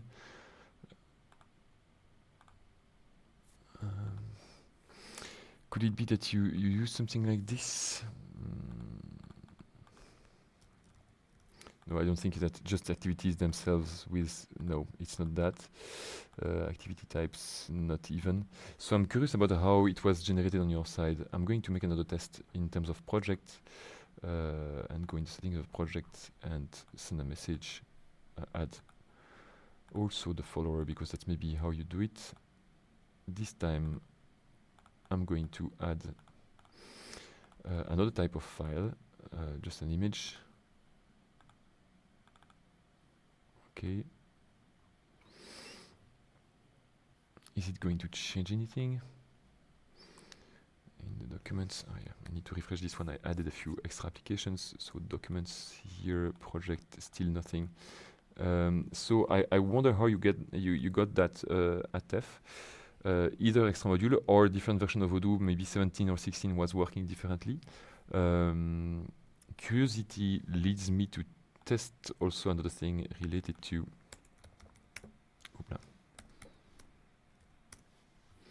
the other documents that we have. Documents, do we have something like documents project or something like this?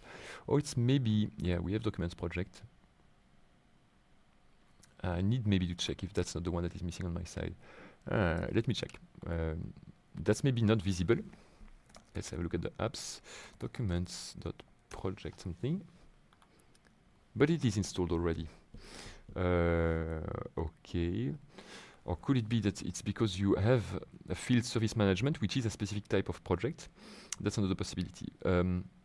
But you see, that's maybe the right moment to dive into this and to try to find some explanation to what is happening. When we create those extra documents underscore something, it's to make a link between the document application and the other application, in this case project. And what we do is that we want to change the behavior of the task and the project. How? I don't know. Let's have a look. In the project task, we are going to say, that's maybe why I see here project use documents. So it could be that, okay, that is maybe why. And that's why it's sometimes useful to have a look at the code. I don't know all the modules in Odoo. They change all the time, and it's for the better. But sometimes I'm like, okay, do we have that feature? I don't know. So we dive there, and I see that we have something like a checkbox that says, let's use the documents. I want to have a look at this. It's maybe in the project application, right here. If I go in settings, do we have something like, let's use the documents somewhere? Okay. Categorize and share your documents with your customers. But it's going to be there. Okay, default tags. Okay, but it was already selected. So even that is not changing anything. Sharing projects. Okay, and what is going to happen when we do that? Let's have a look at this.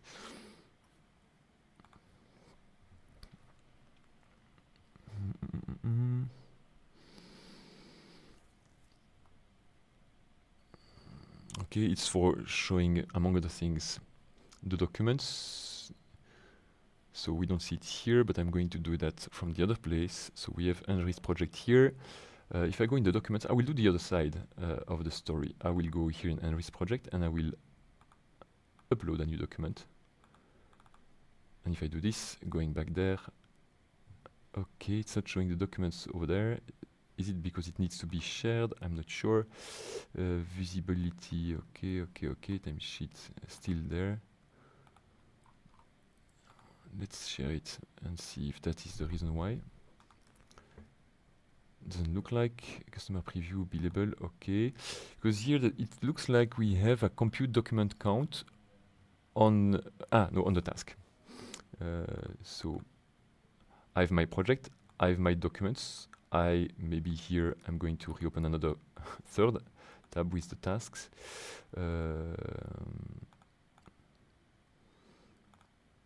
Okay, and this one can be linked to documents. Let me check parent task, blah blah blah, company sequence. Okay.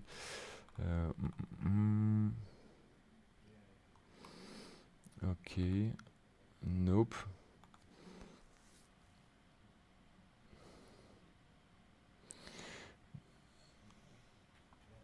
It's going to use the information on the project for using documents. Okay, there's access rights also that we need to take into account. View project tasks. So there should be a button to see the. Okay. That's not what I need. View document project task. So there's something to see the documents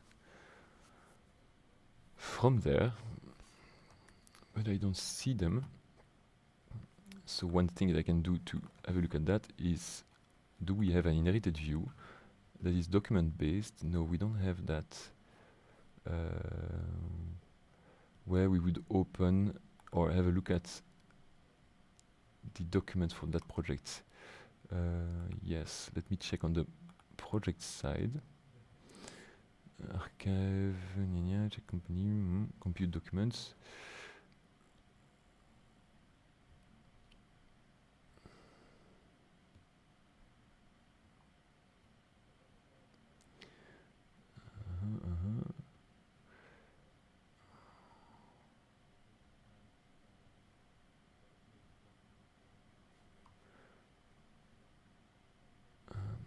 I'm going to create a new project. I don't see what is missing here.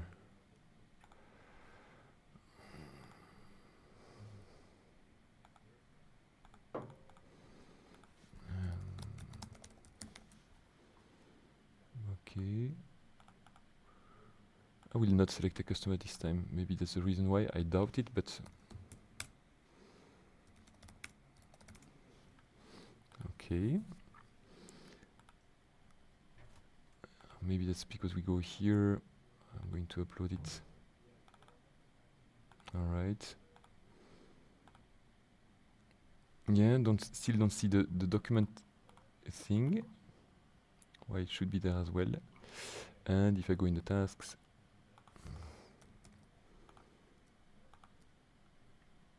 and adding some document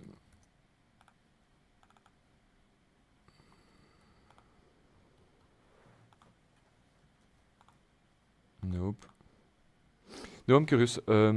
Like this, so to come back to whose question was it? Atef, I don't see how you can reach that status. Why you have it? And on my side, even stranger, I would say, is that I don't have those buttons showing the documents. There must be something that is missing. I'm checking the time. Okay, we have a bit of time, but a few more questions. I would like to go deeper on this one and try to figure out why we don't have the exact reflection of what we have on the projects on one side and the documents on the other, because it looks like, although when we create a new project, like the one I created just now, that is called new doc project, we are going to create a new project. At the same time, it's not showing this document on the task or the project it is linked to. So, do we have something like, no, the REST model? No. And from the views that I can find in the code or the buttons that we have, it looks like it is supposedly going to improve the project's views with a few buttons.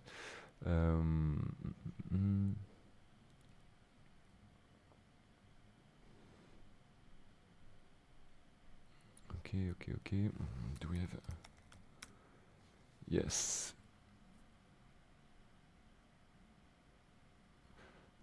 So in the task, we're supposed to have one. But wait. Did we change something? Because my test is not perfect. We are in version 17.1. But I suppose it didn't change much. Okay. So I said it didn't change much, but it did change. Because if I go here, and I'm trying to find the same buttons on version 18.1, I cannot find them compared to version 18, where I could find them apparently. Yes. Okay, so here I'm stuck on maybe something that is different between version 18 and version 18.1, so it could be why my demo since we started working on this question is not exactly the same. So a quick check would be to go on the run bot and quickly have a look at version 18, hoping I get a better result.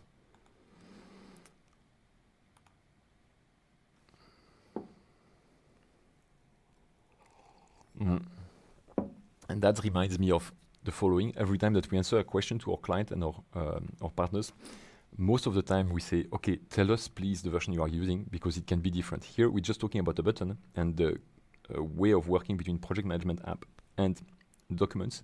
And we see there's already a difference between just the SaaS version 18.1 and version 18. Here I'm loading the version 18. It doesn't look like it's loading anything, so trying with another one. Okay. Let's do that. All right.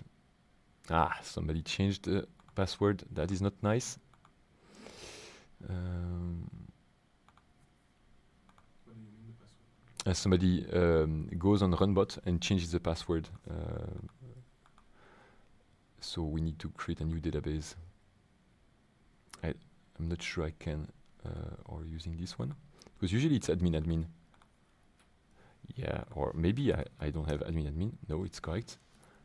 Why is that people can change the password in the on Runbot? Yeah. Usually I think that we can't. The best answer is by default, Runbot is supposed to be exactly as the environment that we have. And in the environment that we have, we make it possible, in a Lambda environment, we make it possible to change the administrator password. So Runbot, if you really want to have an environment that is exactly the same, in a way, you should also make it possible to change the admin password. So that's why people can. But I remember, that's maybe on the Odoo, on the demo environment that people cannot. Let's have a look. I go on the demo environment, and I'm sorry because maybe I'm going to frustrate a few people that are using a demo environment at the moment. But if I go into settings, go on the users, and try to change the Mitchell admin password, let's see. I think it's going to tell me you cannot. I'm going to say admin2 and change password. Yes. You are not allowed to change password on demo databases. On demo databases, you cannot. But I think that on the Runbot, you can. So that's my struggle. I think that people here are testing and hijacking the database, so doing as if like, okay, now it's mine, go away, and But it resets every night. runbot, it's not every night, it's every few hours. Every time that, in fact, we commit, there's a new push that is made on the 18 branch. So it happens usually several times a day, exception made of during the weekend. And in fact, you have the dates. So if you have a look here, you see when it was done, like 5 minutes ago, 3 hours ago, 5 hours ago, 7 hours ago. So during the day, knowing that lots of people can, few dozens of people can perform those kind of actions, it's going to be very frequent during the weekdays. And so here, finally, I'm in it, version 18. So, going back on that question, but this one is very slow. I don't think it's related to my own connection. I have the feeling that it's the database here because it took a while to load. So,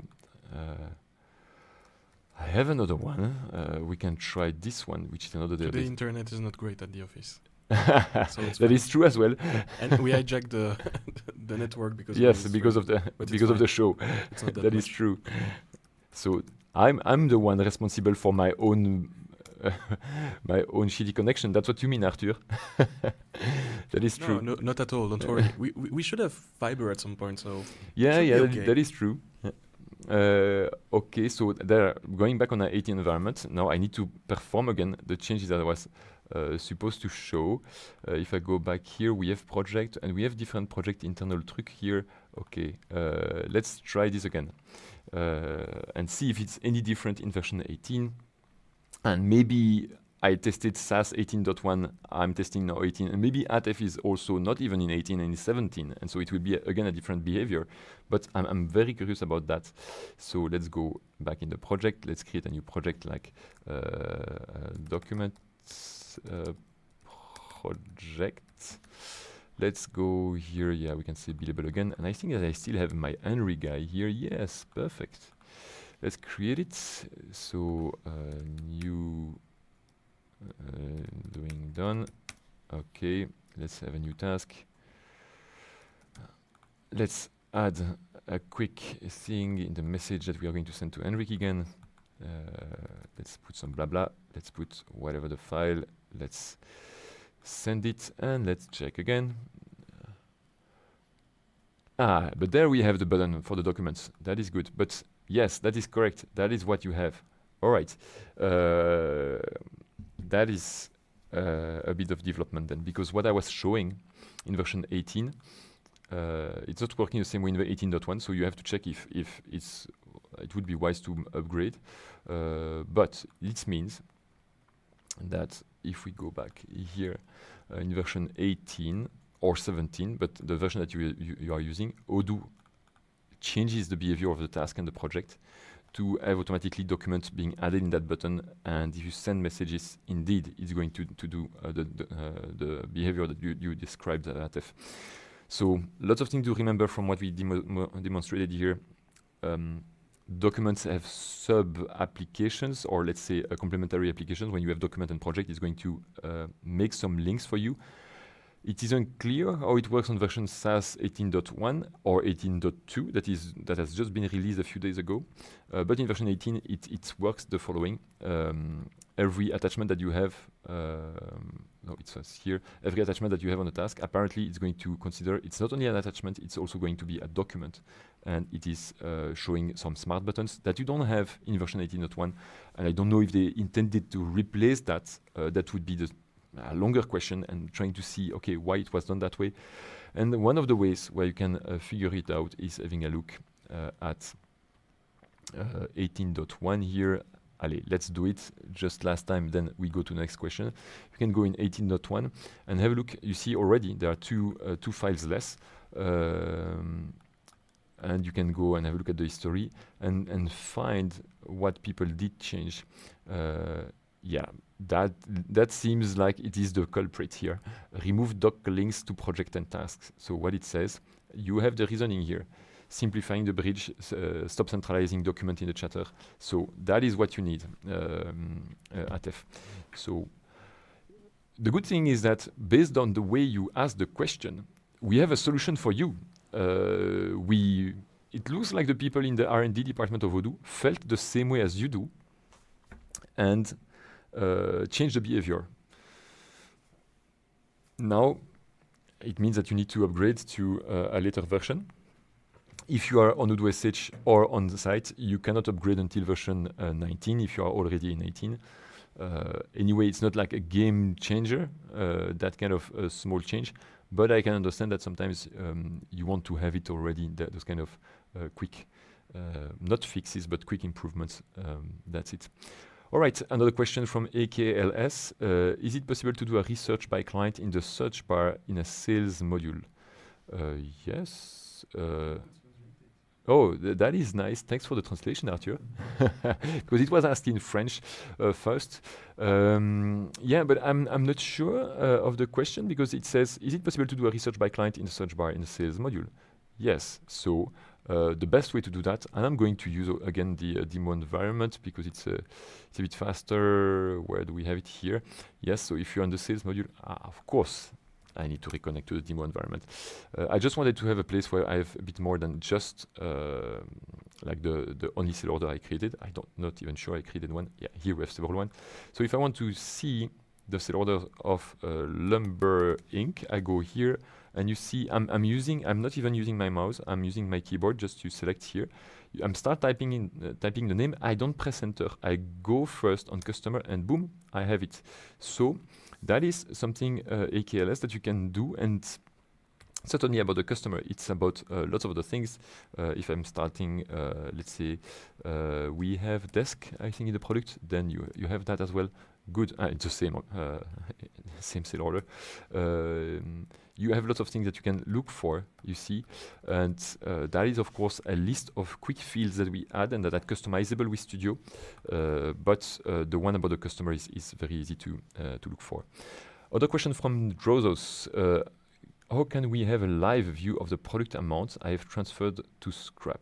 We move items back to vendors, so we need to know how many items left. A live view, I don't know how much live you want it.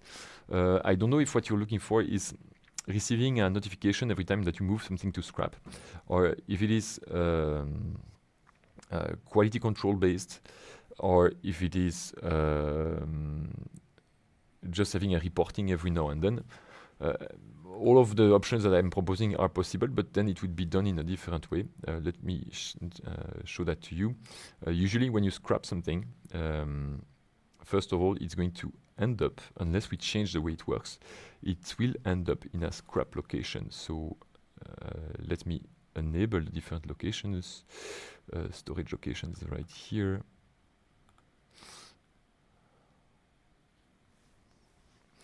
We have this over there, locations. Do we have scrap somewhere? Scrap, yes. And you see it's considered as inventory loss. So let's imagine that I'm saying that some product that I plan to deliver, I'm pretty sure that I have a delivery order that is ready somewhere, or reception, that is correct. I go here, should I validate? Yeah, but maybe there are some that I would like to move to scrap. So I'm going to create an internal move to say internal transfer. I'm going to select a product, possibly a product I have in my stock, so that I'm doing something that is correct. So I will move one of the large cabinets that I have here to my scrap location. Can I here use scrap? Yes. I can validate transfer if quantities are reserved. Yes, first mark has to do. But I said 0. That is not smart. I can duplicate it. Okay. I think that, yeah, there's another faster way to do it. I'm pretty sure there must be a button for this that I'm missing here. So anyway, what matters is that you have things that end up in the scrap location. Let me check if my other one is here. Yeah, I already had scrap. I'm curious about if I create a new one, and I'm not mentioning scrap, just adding the large Yeah, no, it's really because I'm selecting here scrap that it will show, yeah, the scraps here. Okay, where is the one that I made? That is the one. So what matters is that you have a move that we confirmed is going to the scrap place, and that usually you will see it because the to location is scrap. And so if you say live, does it mean that having a look at what you have in scrap in terms of location is enough so that you know what has been moved there? Here you see the general scrap place, and usually that's a place where the quantity will only go up. If you are interested about, okay, but I would like to know what has been scrapped today, it's more like move history that is going to interest you, because you go there and you say, okay, which are the ones for which I will use the location, so the destination location is scrap. And there you have it, and you see, that is of today. And then you can add another filter that would be like last 30 days, and you would have only the, of course it says last 30 days, but if you want to change it and have only one day, you can say this, changing here the amount of days, and that would work as well. I don't know if that is sufficiently live compared to what you want. That's a possibility. Another one is saying that every time you have a move that is marked as done and that the destination location is scrap, send an email to a manager or something like that. Or what you can do is also use this so that you have it in a spreadsheet, so that you see what is going to scrap over the last few days. That is a possibility as well. You could do this and have that is maybe a good one. I will remove this, just use the count, or no, the quantity. Okay, and change here date, and you say day, and then you would see the days of every scrap of every product. That could work, and you put it in a spreadsheet, and you can even show it in the dashboard. That's maybe the best that you can do. So you have the days, you have the scrap location, you can also ask for the product, and that would work. Okay, we have a few minutes remaining, so maybe one or two last questions. Yadano is asking, I'm requested to implement Odoo to my company. How can I start it? Woo! I think that you earned the title of the most generic question of the day, but that's good. And so how can you start Odoo? Many ways of answering this. How can you start a database?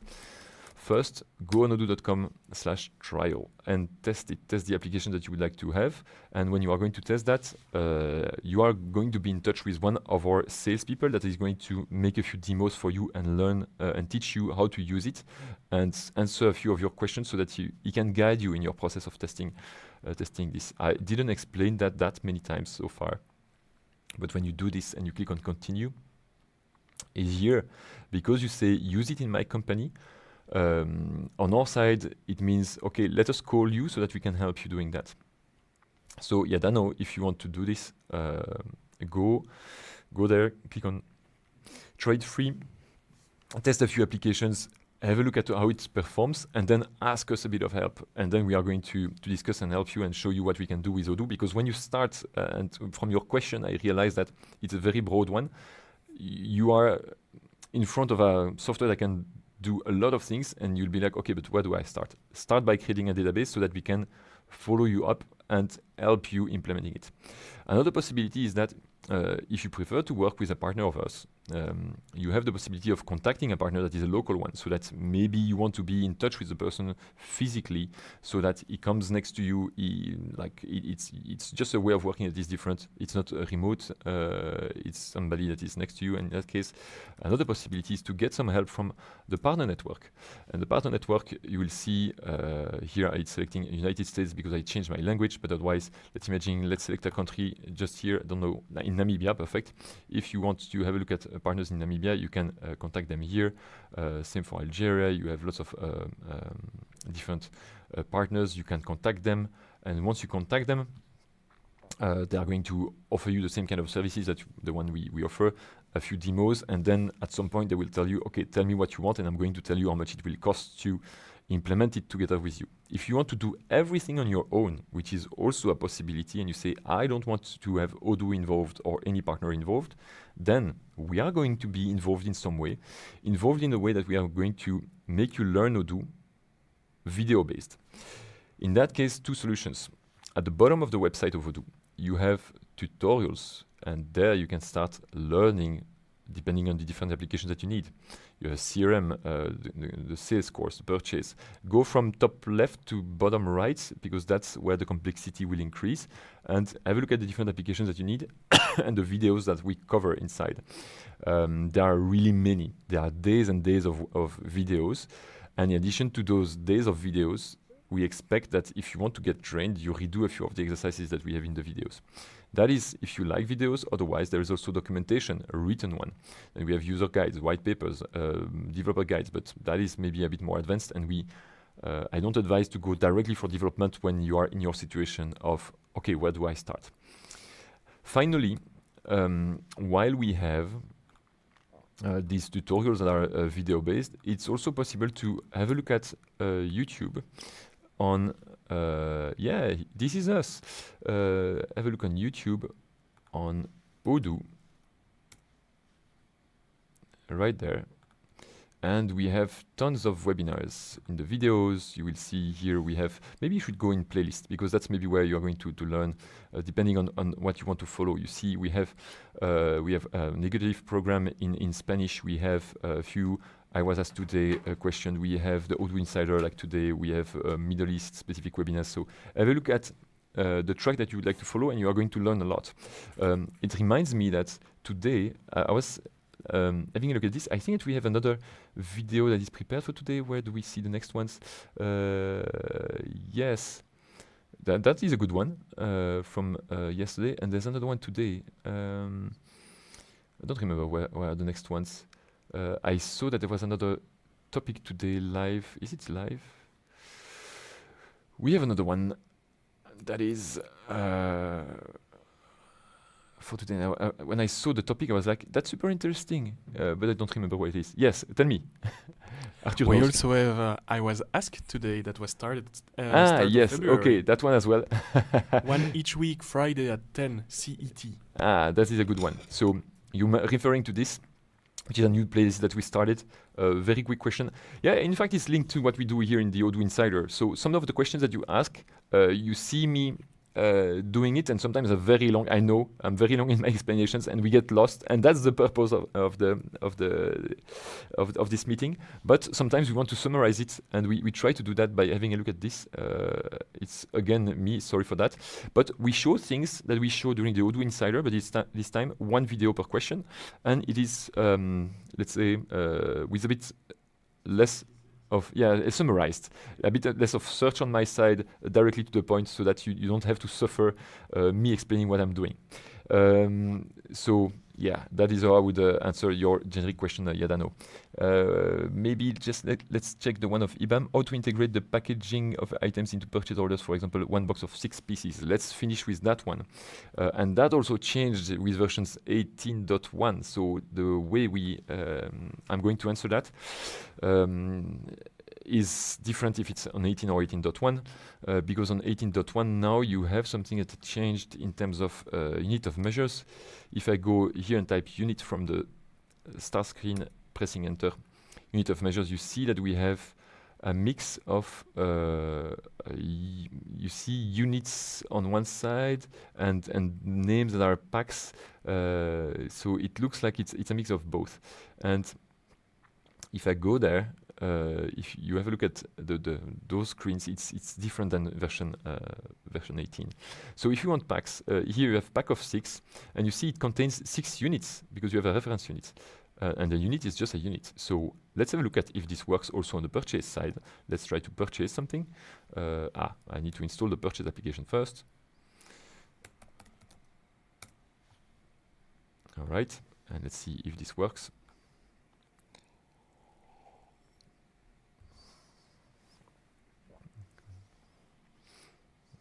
It's going to take a few seconds. I think you can, but I'm not sure. So I want to quickly have a look at that.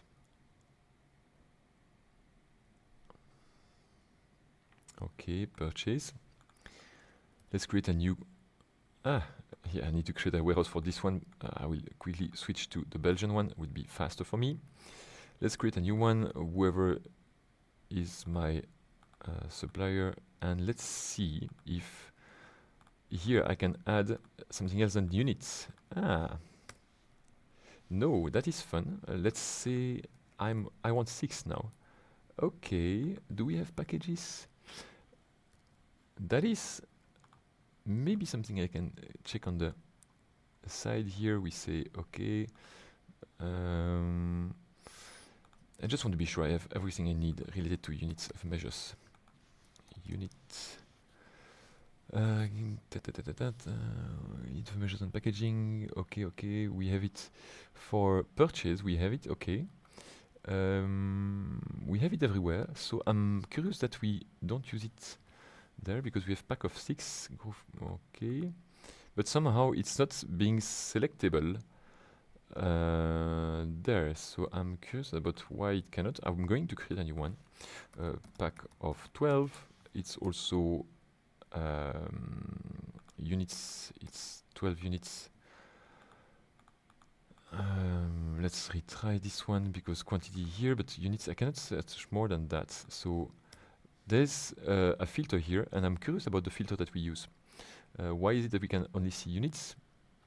We say ID is in the allowed UM ID, so that must be a computed field that is going to bother me for this exercise. So you see the domain is the explanation of why we only have units. So apparently that product can only allow those ones. Okay, it's it's in units, here as well, but I can have pack of 12 or packs of 6. It is I'm going to try a few things here. So quantity 1 unit would be that price, and quantity 1 pack of 6 would be that price. Well, that cost, I should say. Just to see if that is going to make my life easier. I'm a bit curious that I cannot select in the allowed quantity, I cannot select the other units because I would believe that if here I have a purchase unit of measure, I should be able to select packs and things like that. So let's try again. And if I cannot make it work, I can have a look at what is hidden behind that allowed unit of measures if I can find it. Okay, let's try maybe a new one. Again Henry, again my glass of red wine. Can I select something? Yeah, I can select something different now, and I wonder if it's because I added it as a vendor information, but then if I say pack of 6, then it's different. I'm going to receive 1 unit of 1 pack of 6, and then you can do this. Let's quickly check. Oh, but in fact we know it already. I was going to check, but here we see pack of 6 is 6 units compared to unit, and we don't have the pack of 12. So it means, it means that it is taking this into account. Otherwise, it would also show the pack of 12 because the pack of 12 is a possibility in terms of units. So it is based on the vendor information that we have here. And that is the final question for Hilem. And I see we have a few other ones too, but it would be for next time. Guys, I'm sorry, we are already a bit behind schedule. So next time, Swiss payroll with Antoine, then anniversary, Odoo Insider anniversary. With our special guest of honor, and I will be back. I'll be back end of the month. All right, guys, thanks a lot for your presence. Having a look at this meeting, Odoo Insider, every Thursday, same time, same place. Enjoy your Odoo learning process, and let's see each other in a few weeks. Bye, bye, guys.